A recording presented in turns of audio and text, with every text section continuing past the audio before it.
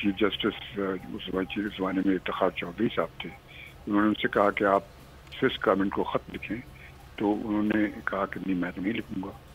तो उन्होंने कहा कि आप दोबारा मैं कहता हूँ आप ख़त लिखें, क्योंकि मैं तो खुद कोर्ट में मौजूद था उसमें, मैं माइकस क्यूराय था उस केस में। वो उन्होंने कहा कि नहीं मैं नहीं लिखूंगा।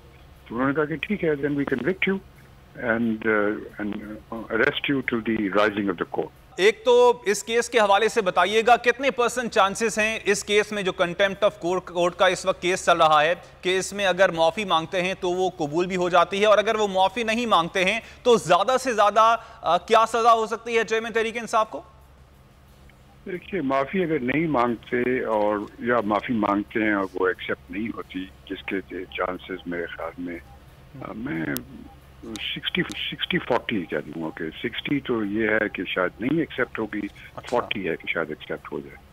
तो और इसके अगर एक्सेप्ट नहीं होती माफ़ी उनकी, अगर मांगते हैं तो, और या कंटेस्ट करते हैं, अगर कंटेस्ट करते हैं तो ट्रायल होता है, तो उस सूरत में उनको मैक्सिमम सज़ा जो है वो 6 महीने की सिंपल इम्प्रिजनमेंट होती है। लेकिन वो की भी ना हो, 1 सेकंड की भी हो वो सज़ा, तो वो कन्विक्शन होती है, वो क्रिमिनल कन्विक्शन हो जाती है। एक दफ़ा कन्विक्शन हो जाए तो फिर जो आदमी कन्विक्ट हो जाता है वो फिर इलेक्शन के लिए 5 साल के लिए नाअहल हो जाता है। तो चीज़ मेन वो है, चाहे वो 1 सेकंड के लिए हो या 6 महीने के लिए। और सर, इसको रिलेट किया जा सकता है फिर नवाज शरीफ के केस से भी, जिस तरह उनको नाअहल किया गया था? नहीं, उसका इससे ताल्लुक नहीं है, वो एक अलग चीज़ है, ये एक अलग चीज़ है। ये तो कंटेम्प्ट ऑफ कोर्ट है ना, जिसमें कि अगर आप, जिससे आपको याद है कि यूसुफ रजा गिलानी साहब जब प्राइम मिनिस्टर हुआ करते थे तो उन्होंने एक खत लिखना से इनकार कर दिया।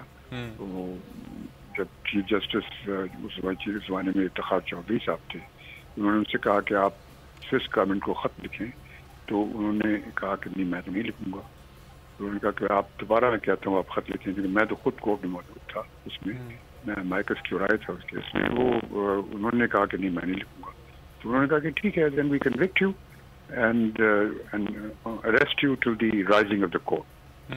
तो वो rising of the court 1 minute के बाद वो उठ के चले गए।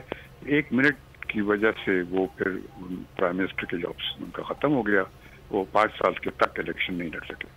मैं हूं जैस्मीन मंजूर और आप मुझे देखेंगे सिर्फ बोल पर।